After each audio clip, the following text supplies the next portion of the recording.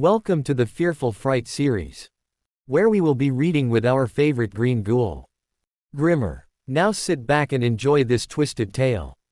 Today our story is called Mile Marker 117. The Carter family had been arguing for the last hour. Not yelling, not yet, but that tense, quiet kind of arguing where every word is sharp enough to cut. "We should have taken the interstate," Laura Carter said, staring out the passenger window at endless trees swallowing the road. No gas stations, no towns, no lights. This is how horror movies start. Mark Carter gripped the steering wheel. The GPS said this was faster. It also said, recalculating, 20 times. From the backseat, 16-year-old Emma rolled her eyes. "Can you both just relax? We're literally going to a lake cabin. Not the apocalypse." Her younger brother Caleb, 10, didn't speak. He was watching the forest. The trees were wrong. They grew too close to the road, bent inward like they were leaning to listen. And there were no animals. Not one bird. Not even bugs against the windshield. Then the car made a sound. A deep metallic clunk. The dashboard lit up. The engine died. They coasted to a stop in the middle of the road. Mark tried the ignition again. Nothing. Only a dry clicking sound. "Great," Laura whispered. "No signal," Emma said, holding up her phone. "Not even one bar." Caleb pointed ahead. "There's a house." At first they thought it was part of the forest, just a darker shape among the trees. But as their eyes adjusted, they saw it. A large, old house sitting about 50 yards off the road at the end of a cracked gravel driveway. 2 stories. Long porch. Windows like empty eyes. No lights. No cars.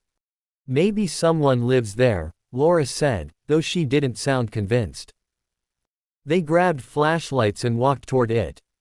The gravel crunched loudly beneath their shoes. Too loudly.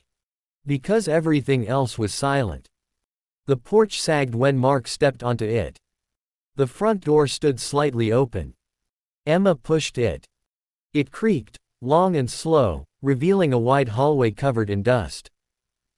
Furniture remained, but sheets draped over everything like the house was asleep. "It's abandoned," Laura said. Then they heard it. A faint sound from somewhere upstairs. A slow dragging noise. Caleb grabbed her arm. "Someone's here." Mark forced a calm tone. "Probably animals. We just need shelter until morning." The air inside smelled stale, not rotten, just old. Like time had stopped moving here. They entered. The door slowly shut behind them. None of them touched it. They settled in the living room. Mark found candles in a drawer. Emma found a fireplace and managed to light it. For a moment, the place almost felt warm. Almost normal. Then Caleb said, "Who was sitting there?" Everyone turned. He pointed at a dusty armchair in the corner.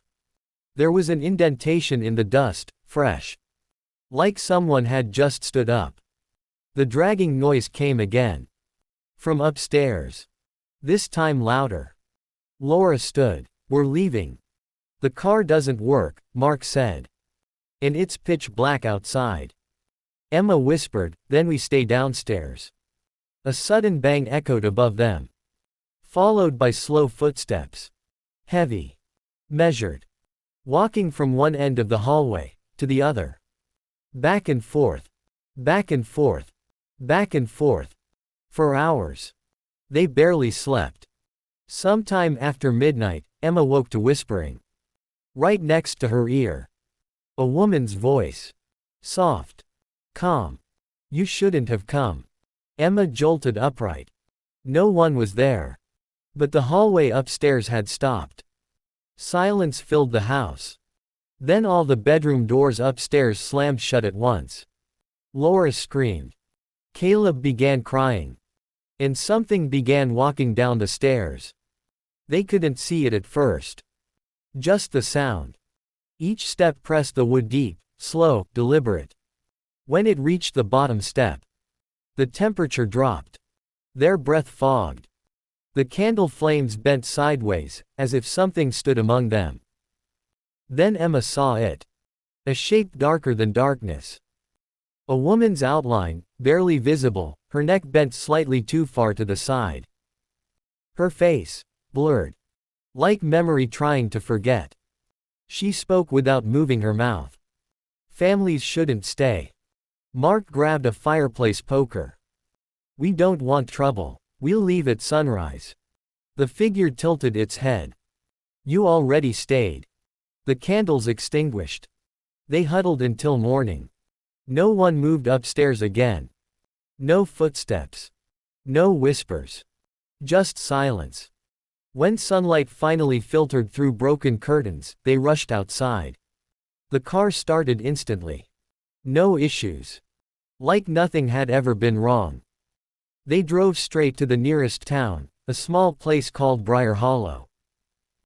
At the diner, Laura asked the waitress, "There's an old house about 5 miles down County Road 12.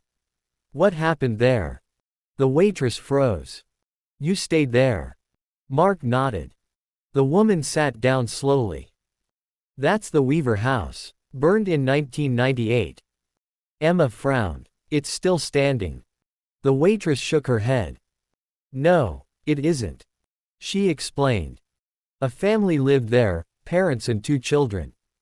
One winter night, neighbors heard screaming, but the storm was too strong to reach them. By morning, the house was ash. They found the family inside. All dead. But one detail never made sense. The mother's body was found sitting upright in a chair outside the burn zone. Untouched by fire. Head bent sideways. Like her neck had snapped. And witnesses swore. Footprints circled her in the snow all night. As if something had walked around her for hours. Waiting. The Carter family left immediately. They didn't speak during the drive. Not until Caleb said from the backseat, "Mom." Laura turned. Yes. Who was the other family in the living room? The car slowed. There wasn't. They were sitting with us, he said. On the couch. They looked scared. Emma's stomach dropped. Mark checked the rearview mirror. For a split second. He saw 4 figures sitting in the backseat. Burned silhouettes. Watching them. Then the mirror was empty again. That night at the hotel, Emma couldn't sleep. At 2:13 a.m., she woke to footsteps. Back and forth. In the hallway outside their room. Slow. Measured. She opened the door. The hallway was empty. But the carpet was wet. With footprints. Walking in a line. From their door. To the room across the hall. And back. Over and over. She woke her parents. They checked the front desk. No one occupied the room across the hall. The clerk unlocked it. Inside was a dusty, unused room. Furniture covered in sheets. Like it hadn't been opened in years. Emma whispered, "It followed us." The air turned cold. And behind them, in the mirror across the room, the woman stood. Head bent. Watching the entire family. The clerk asked what was wrong. They turned. The mirror showed only them. When they looked back again, the room across the hall door had closed by itself. A soft dragging sound began from inside. Back and forth. Back and forth. Back and forth. Laura shook. Why us? Emma realized something. The house didn't trap us. She looked at her family. It left with us. Because they hadn't stayed in the haunted house. They had taken it with them. And wherever the Carter family slept now, there would always be a hallway upstairs. And something walking it. All night. Forever.